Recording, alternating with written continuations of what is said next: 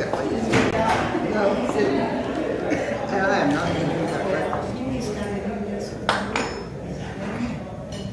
All right.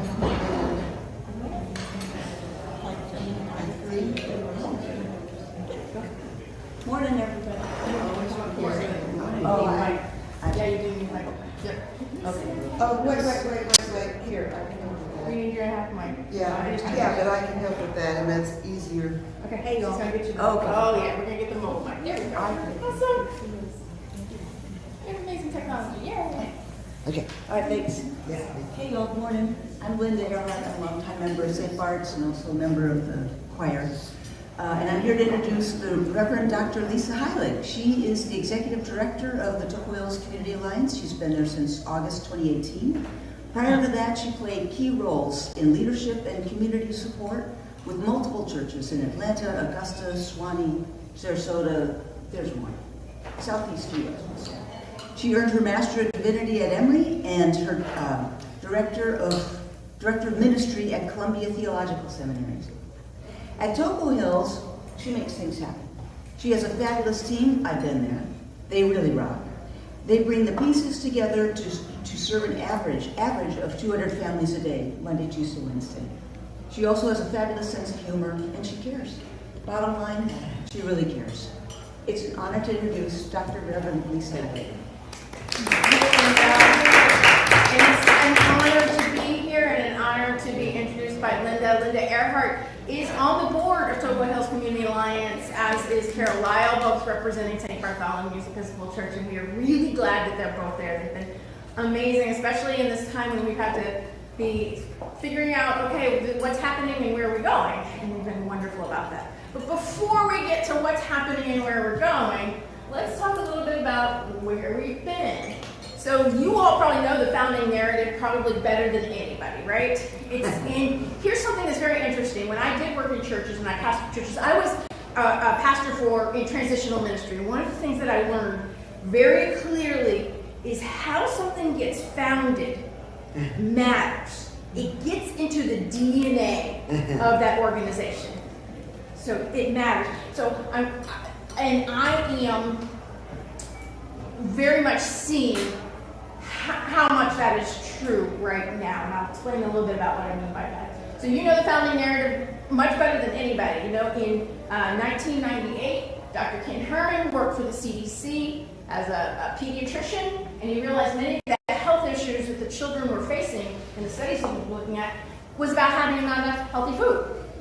And he said, you know, I'm a member at St. Bart's. We care. We're called by our faith to do something. And so let's do something about that. And then got other churches involved. And that is a really great way to start something. And so then from there, it just started in 1998 very informally. And then in 2001, Toco Hills Community Alliance became its own nonprofit. And as far as I know, we've always been on the grounds here, and I love it, by the way. We love sharing the grounds with St. Bart's. It is a beautiful place. It's a beautiful place to come to work. My office is my second favorite office I've ever had. I did pastor church in Sarasota. My office there had French doors that opened onto a garden. So we've expanded services. Originally, the idea was just in our neighborhood, neighbors helping neighbors. Now the idea in neighborhood is much larger, and I'll explain a little more about what that means to us. And we've been supported by faith communities from the very beginning. Our supporting partners, the formal supporting partners right now are all churches.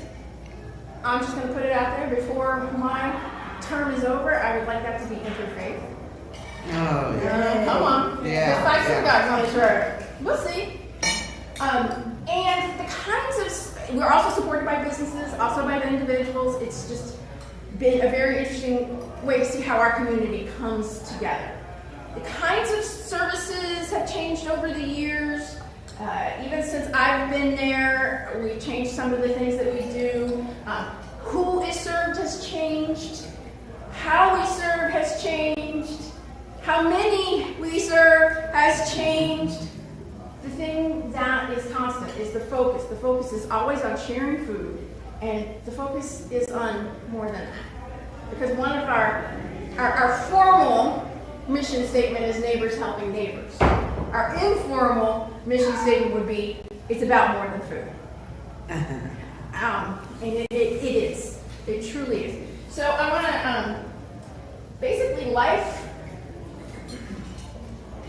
I just want to kind of tell you where we are now, and then I want to talk about kind of how we got there. Right now, we're currently serving about 700 families every week. This past week, we served 740 families, Tuesday, Wednesday, Thursday.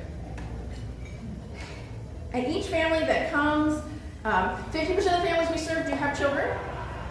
Every family that comes gets a box of food that has fresh produce in it, fresh dairy, frozen meat, bread, in fact, as much fresh produce as we can possibly put out. I really am so glad, so proud that we can offer a lot of fresh food, because it's healthier, two, because it's one of the things that we can do that some of the other food pantries cannot do. We also currently partner with one elementary school, and we help support their backpack program so that kids from that school that might not have enough food over the weekend because they're not getting their lunch at school, we help fill those backpacks up. And as I said, we're supported by several faith communities and others all around the community. We are a partner agency of the Atlanta Community Food Bank. The Atlanta Community Food Bank, has anybody been down to their new building? It's 4 years old. It's huge. Atlanta Community Food Bank, the building that they have is the largest building in area of any food bank in the country. So, and we are one of the largest partnering agencies with one of the largest food banks. About 70% of the food that we get either comes directly from the Atlanta Community Food Bank or indirectly, and I'll tell you what I mean by that. Directly in that because we are a partner agency, we can buy food from them at about 8 cents a pound, which is like 8 cents a can. I don't care how well we do wholesale, there's just nobody that's going to get it to us that well. And indirectly, because they set us up with relationships with basically every major retailer you can think of. Publix, Target, Trader Joe's, we love our Trader Joe's partnership, Whole Foods, Sprouts, Target. And if you've ever seen our little van, it says Toco Hills Community Alliance, it's a refrigerated van. It leaves at 7:30, Monday through Friday, 7:30 in the morning, and doesn't come back in until about 12:30, going out to pick up from all of these different places and some others. So that, I just kind of want to give that overview.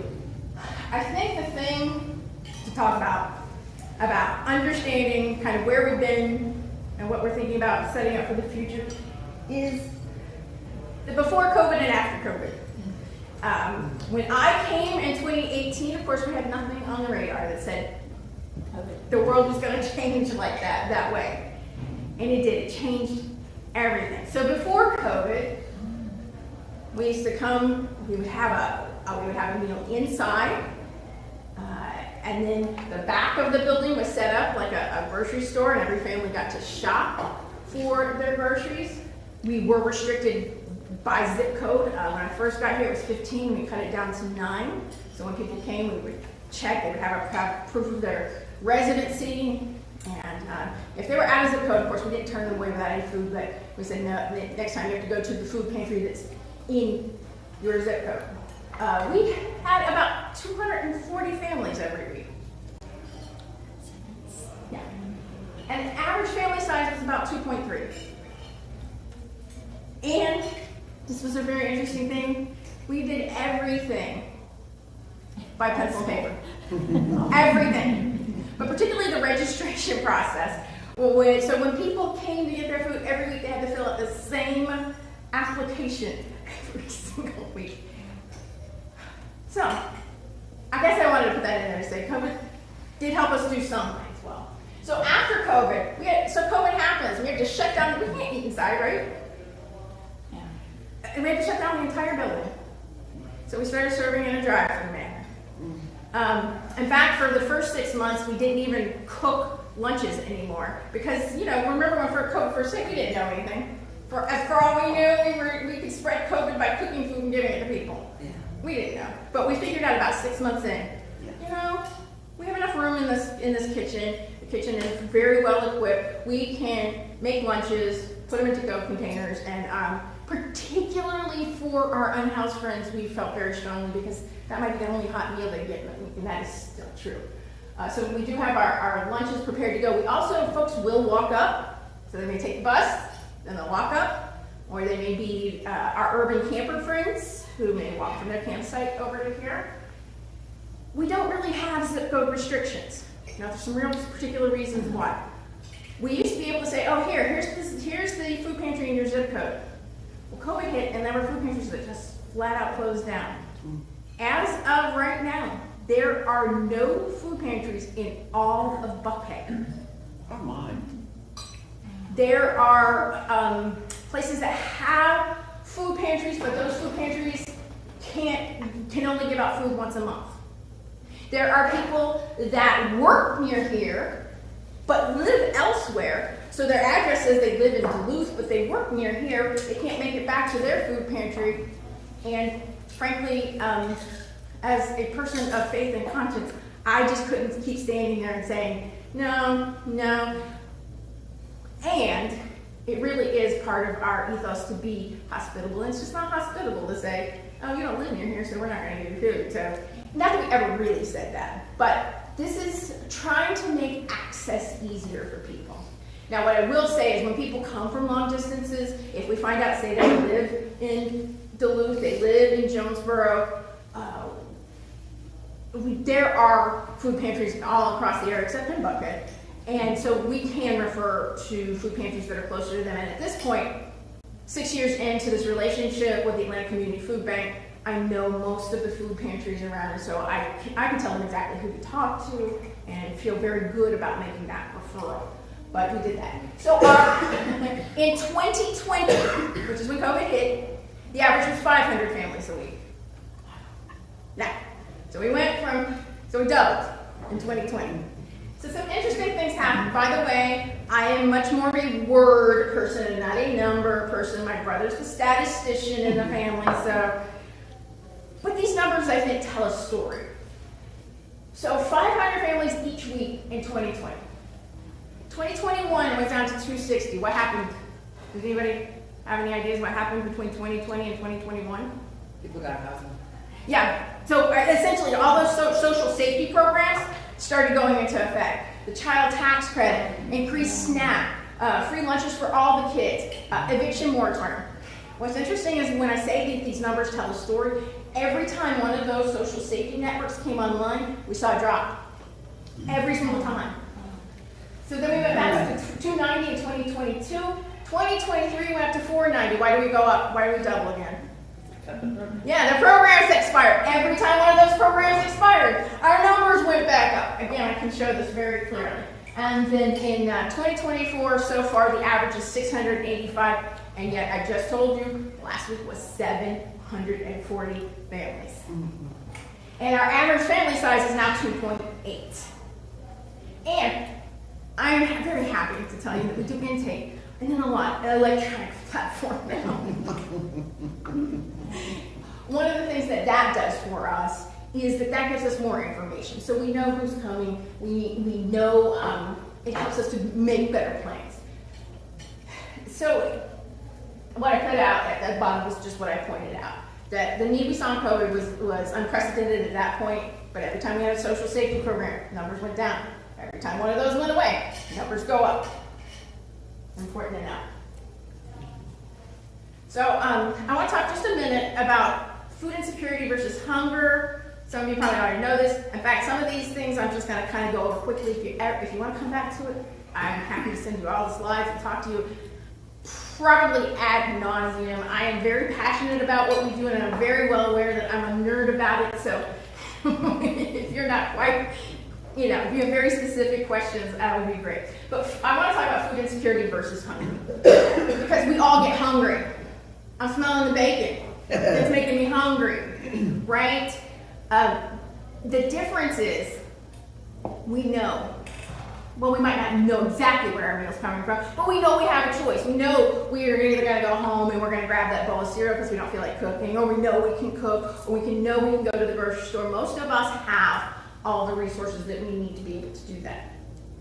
Food insecurity, on the other hand, is about having lack of consistent access to enough food for all family members to lead an active lifestyle. This is part of our kind of thinking about things differently and how we've evolved about thinking about things over the time, that we are on the front line of addressing food insecurity and hunger too. But some of the statistics are up there. They're staggering. 47 million people in the U.S. are food insecure. 49 million people in 2022 access food programs across the U.S.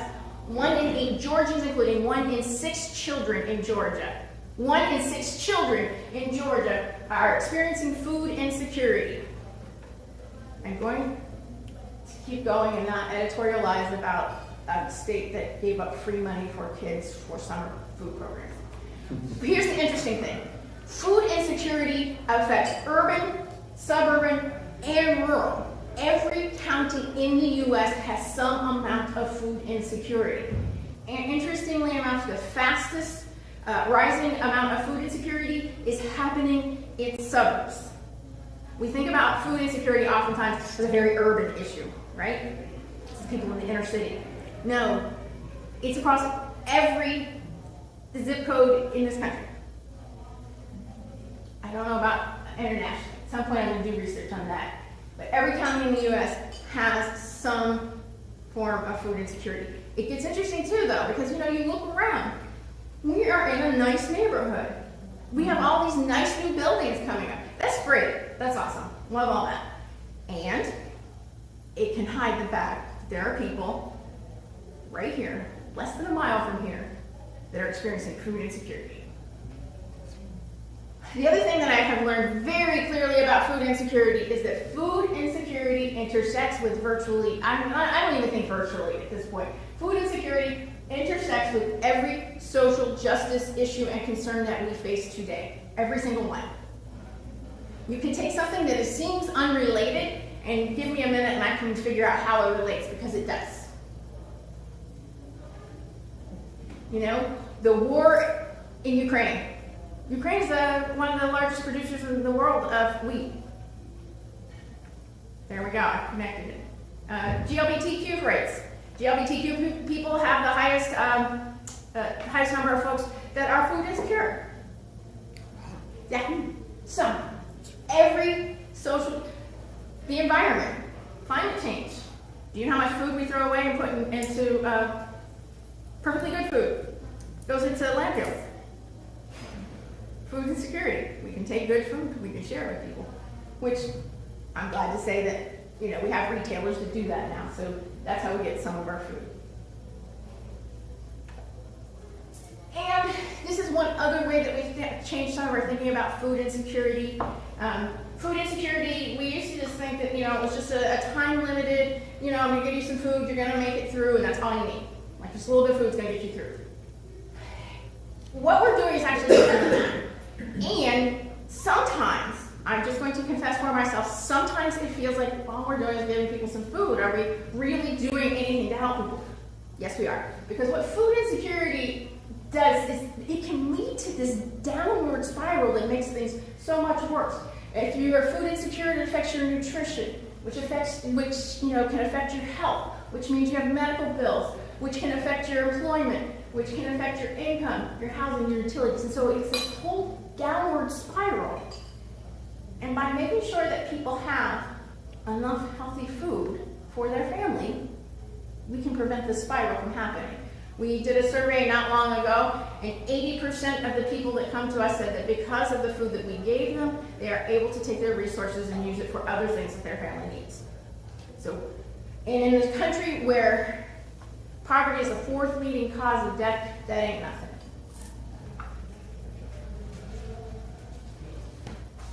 It also points out that any unexpected events, a personal, global, local, on any of those levels, can lead us into food insecurity. Anyone, really. And we have the individual factors, income and poverty, unemployment, living wages, race and ethnicity. Folks, people of color have a 1.5 to 2 times higher incident of being food insecure, disability. Folks who have disabilities have lower employment, they have higher medical costs. And as I mentioned, sexual orientation and gender identity, especially trans women of color. The statistics are staggering for that. But then there's the neighborhood factors, I call it, I'm starting here and kind of moving out. Limited access to healthy food. Who's heard of the term food desert? Right, I knew y'all had. Y'all smart people. So food deserts would be someplace where access to food isn't readily apparent, right? I'm gonna give you a new term. So food desert comes out of public health. Our food justice people working in the food justice say, you know what, deserts are naturally occurring. What's happening to create a food desert is not naturally occurring. So they talk about food apartheid. Let that one sit for a minute. It's a systemic issue. It is not naturally occurring. And then there are those places that have food. They just don't have grocery stores. They have convenience stores, fast food, gas stations, those kinds of things. And then our folks in public health now are saying, that's not a food desert, that's a food swamp. So there's food there, but it's not the kind that's going to be healthy and sustainable and keep people active in life. And then lack of transportation is a huge issue. Huge issue. And it's a really huge issue here in Atlanta. I want to talk about some things that are very specific to Atlanta and to Toco Hills. This is what I'm seeing right now. The folks that are coming to us, by and large, are working. Some of them are working 2 and 3 jobs.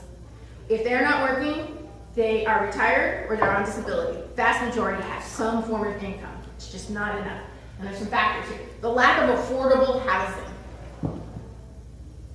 I just kind of want to stop there. The lack of affordable housing. And that's not even for our low income people. I'm just going to tell you right now, as a middle class person who, working, I make decent money, my family makes decent money, it's hard for us to find housing that's affordable, truly affordable. So lack of affordable housing, a lack of a livable wage. The minimum wage in Georgia, everybody knows it's just ridiculous, right?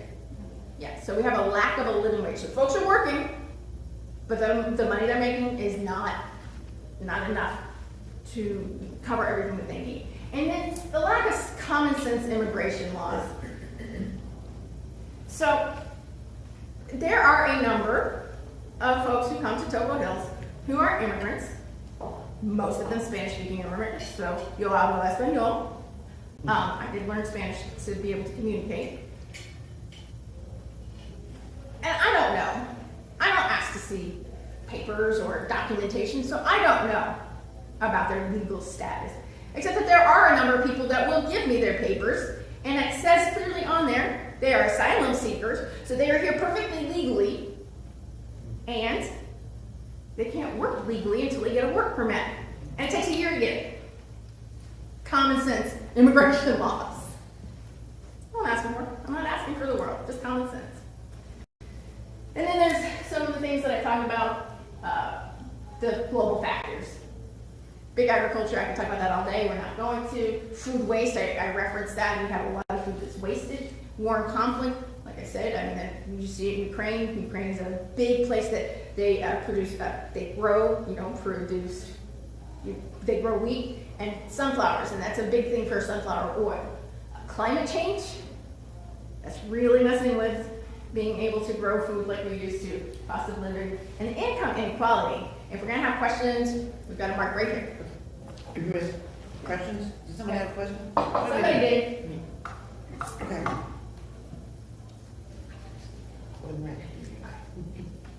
So I was just, is it working? It's on. All right, let me go, turn it. I was just, there we go. There you go. I was just learning that even workers that are gathering the food are impacted by global warming because they're advocating to say, I need to be up at 5 a.m. because by 2 o'clock in the afternoon I will be Yes. essentially dehydrated, burned, Like, Yes. they cannot work the day, and their workers are like Absolutely saying, true. we need to have access to safe living conditions. Like, it's not even money, it's just not dying in the field because of global warming. It's a math, it's, Absolutely true.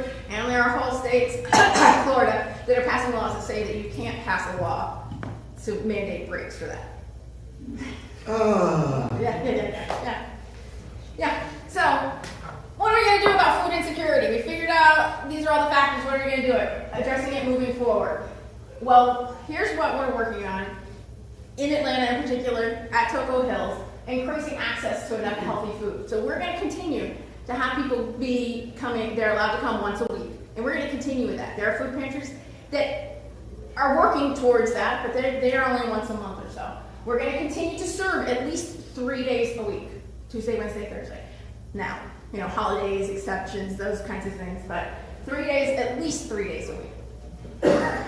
In the future that may change, maybe more, we'll see. We're going to continue to serve regardless of your address.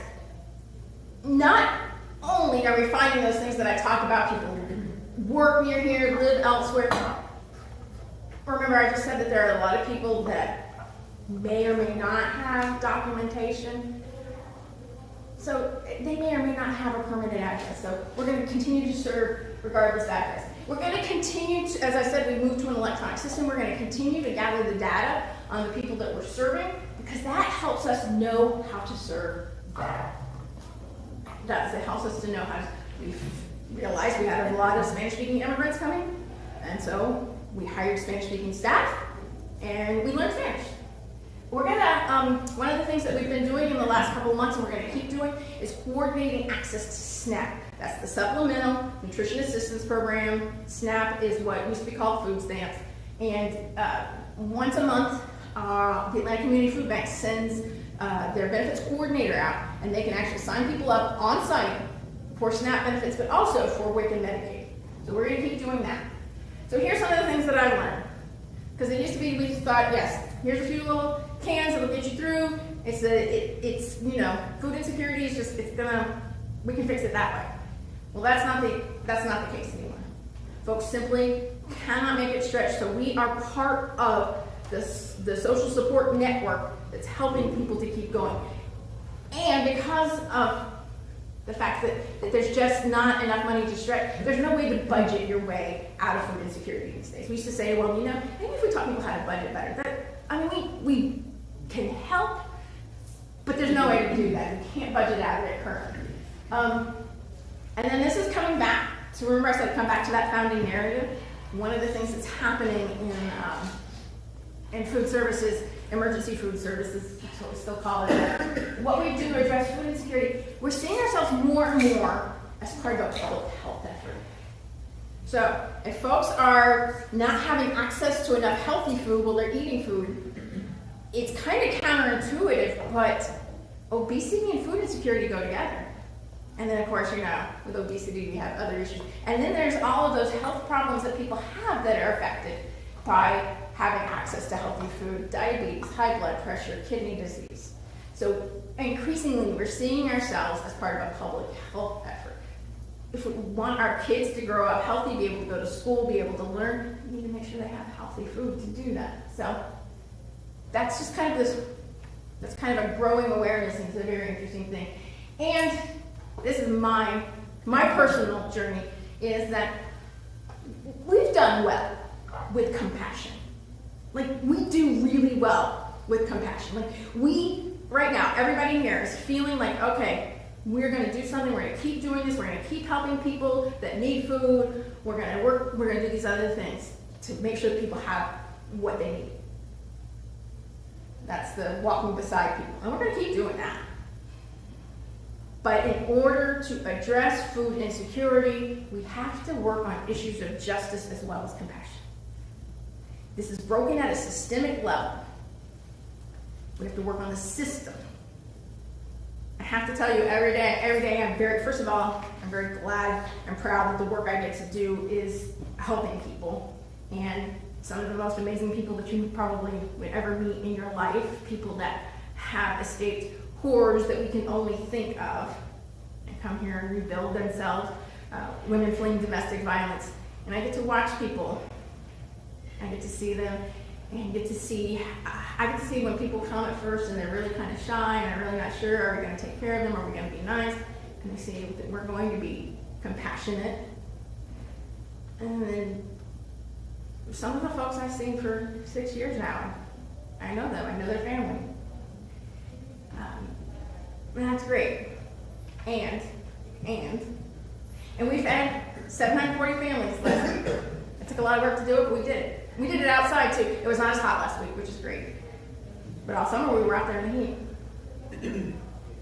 But y'all, I just really sometimes, a lot of times lately, get so irritated. Why would 740 families in our community need food? It shouldn't be this way. It should not be this way. So, in a larger picture, so these are the things that we're going to do as Toco Hills. In a kind of a larger picture, moving forward, what are we going to do? Well, at Toco Hills, we're nurturing our current partnerships and creating new ones in a lot of different ways. So, working with elementary schools is a new thing for us. That's only within the last year we've been doing that. I don't know what that means. We're going to keep trying to figure out what that means. We're going to experiment with new ways of providing services. Again, not 100% sure what that means, but we're going to do that. And a lot of what we're thinking about is, let's experiment, let's do small pilots, see if it works. If it doesn't work, we don't have to do it again. We're going to increase our capacity. So we're going to work on things like fund development. My board would be, I would be remiss in my board if I didn't say that fund development, and people ask me what we need right now, that's what we need the most. But it's because we need things like we need staffing. Okay? We need to be able to hire staff, and we need to be able to hire staff from within that community, to be able to serve the people that are coming to us. Technology. We already found out that using the electronic platform is great, but now we got to beef up all the other things. And one of the beautiful things about being a small nonprofit is that the executive director wears lots of hats, and so far I'm wearing the hat of IT director, and it's not my best role. I'm so much better at other things. So we're going to increase our capacity. And again, I don't know exactly what that means. We don't, but we know we need to. So this is what we're exploring now as an agency. And then this one we kind of jumped into with both feet right now, advocacy. Because the issues of food insecurity specifically and poverty are created by systems. They're created by systems that are beyond what churches and even alliances of churches and faith communities, beyond what we are able to do. The system is broken. So we have to fix it at a systemic level. We can't keep doing this fully alone. Did I mention that every food pantry across the city, every food bank across the country is experiencing the same thing?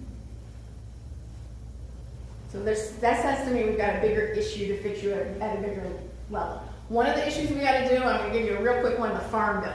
The Farm Bill gets approved every 5 years. Now, it says the Farm Bill, and so it does have things in there about supporting farmers. But it also includes several of our nutrition programs, including the Emergency Food Assistance Program, SNAP, and CFSP, which is a program specifically for seniors. With our current political climate, they have been punting this down the road. Every time they do a continuation for the budget, they're funding at the same level. I just told you, we have more need. Funding at the same level. This is not working. We need increased funding for TFAP. We need increased access to SNAP. That's also a state level issue. And really, for me, as a deep person of faith, what I think it comes down to is we need, as people of faith, we are the ones that can have the moral imagination to imagine a world where no one experiences food insecurity. We can imagine that. And then with that imagination, we can fuel the political willpower to make that a reality. So from where I'm sitting, I can usually get people to get that moral imagination and think about that. Now we have to garner the political willpower to do something about that. And really, that is also at different levels. That's at city level. That's at county level. DeKalb County just within the last couple of weeks put out a comprehensive housing plan. That's at a state level. We got to put pressure on our state government to say, don't turn down free money for summer food programs for kids. And at the national level, it's the Farm Bill. We are very fortunate in the state of Georgia. Our Senator, Reverend Dr. Senator Raphael Warnock is a huge advocate for the Farm Bill. We have great representation near here with our representatives in the state. I've talked to Representative Nikema Williams personally. I've talked to Representative Hank Johnson's staff, so these folks are on board with this.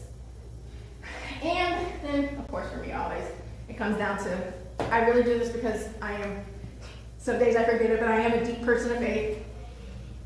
It always strikes me that the one miracle that's in all four Gospels is the feeding of the 5,000. Sometimes when I get opportunity to preach, I preach on that. And out of Luke's version, Jesus turns around to the disciples and says, "You feed them." Like, okay, Jesus, I'm gonna feed them. And then I think for me, Isaiah 58 has kind of been my mantra for the last little bit. If you offer your food to the hungry, satisfy the needs of the afflicted, then your light will shine. Your light will shine in the darkness, and your gloom be like the noonday. So that means that's an if-then. That's like, if we do this, then we will be shining a light of love throughout the entire world. This is what God will continually guide you and satisfy your needs, make your bones strong, and you shall be like a watered garden, a spring of water whose waters are over you. I love this part. Your ancient ruins shall be rebuilt. You shall raise up the foundations of many generations. If we do this, our younger generations are going to take that torch and they're going to run places we never even dreamed of. And you shall be called the repairer of the breach, the restorer of streets to live in. So here we are back to the neighborhood. When we do this, when we're addressing food insecurity in our neighbors, we're making a better neighborhood, a better community. And that's a promise from God. That's not just, that's a promise from God. So I often say I take the Bible seriously and not literally, but when Jesus said, "Feed my sheep," I heard that one. It's actually in my office. I have a picture of a sheep that says, "Feed my sheep." So I am happy we have about 5 minutes. I am happy to answer any questions. I'm also happy that if at some point later you have other questions that come up, I'm really more than happy to answer them. We love to have people come visit us. We can arrange for that to happen too. And again, I cannot emphasize enough how much we appreciate the partnership with St. Bart's.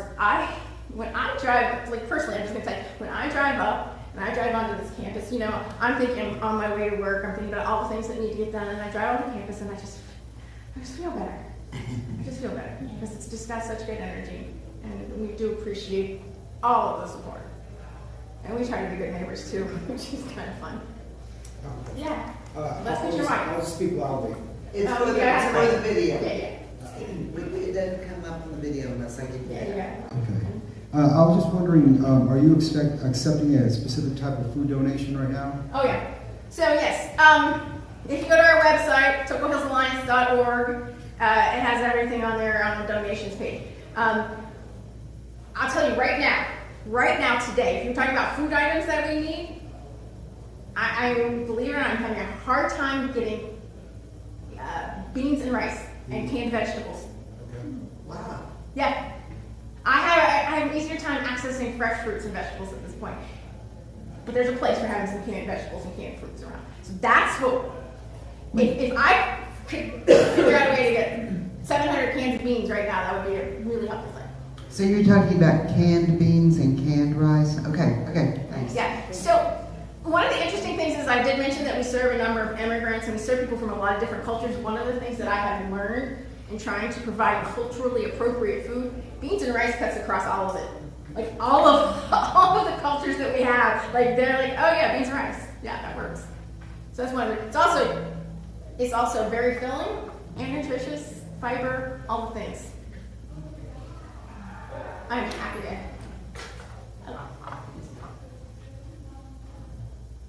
So I was just wondering, sorry, can you identify any organizations that are working on the advocacy? The advocacy? Yeah, let me go.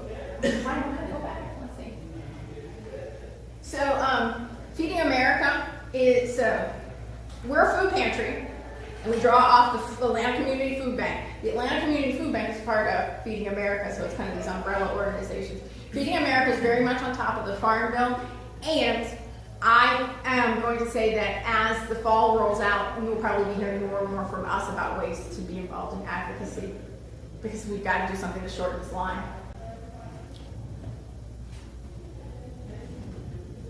What about locally?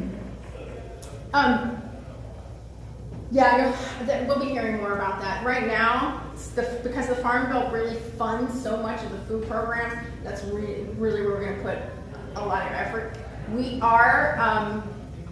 have been working with the Medical Association of Georgia. Again, I'm telling you, your DNA matters. They are going to make it a legislative priority to, when they go and do their advocacy, when the state legislature's in, one of their priorities is going to be food insecurity. And then we're in the process of contacting our local commissioners and folks in cities that are nearby, and like making them aware of this. And then as we go along, you will probably hear more and more from us about how you can get involved, because we're just trying to figure out now who are the people we need to talk to, how do we need to do this, and then we'll be able to mobilize you all at St. Bart's and all of our other 10 churches that are in our alliance. Lisa, in terms of financial support, if people donate both to the community food bank, let's say, and then to local church and to the Toco Hills Community Alliance, what's the most effective in terms of financial support? Or is that a fair question? No, they're all helpful in their own way. They absolutely are. And so I'm not going to tell you, oh, don't give to the Atlanta Community Food Bank. I'm absolutely not going to ever tell you not to give to your local church. What I will say is that when you give to Toco Hills Community Alliance, that it stays right here in this neighborhood. And we're serving the people that are right here. But I mean, truthfully, the thing is, if you give to the Atlanta Community Food Bank, it's giving to us indirectly because we're a partner agency. I have a question. It might be kind of on a micro level, but okay. Is there anything here at St. Bart's that we can do? I notice a lot of people waiting for the bus, or is transportation issue? Are there people that can't get here? Transportation is a huge issue. It really is. And then so when I was talking about we're going to experiment with new ways to provide services, one of those ways might be trying to figure out if we can do some sort of partnership to do delivery. Maybe. We don't, again, we're not 100% sure how this is going to look. The Atlanta Community Food Bank does have a program where they do delivery to about 2,000 people every month. So we know it can be done. We just don't know if we can be able to jump in and do it. Does that make sense? But yeah, transportation is a huge issue. Thank you. All right. We can keep going all day, but let's just take one more and we're going to get you off to worship. Thanks. What about Carol Maddox and her, are you familiar with her organization? Which one? I forget the name of it. But it's supposed to be an advocacy organization, but it's completely funded by, they don't get money from anybody. Yeah. So from where I'm sitting, any advocacy that's working on issues of making sure people get food, get housing, have livable wages, any advocacy that's working on that is worth our effort. Absolutely. Y'all, I appreciate so much being able to be here. And on top of that, I would say, I know St. Bart's doesn't have this ethos, but there are some places and some congregations that are hesitant to jump into any advocacy. Oh, we don't need to be political. Again, remember, this is coming from our viewpoint of being people of faith and addressing this from a larger level. Because what we're doing on this level is just not enough. The system's broken. We can fix it. If we fix it, what does God say?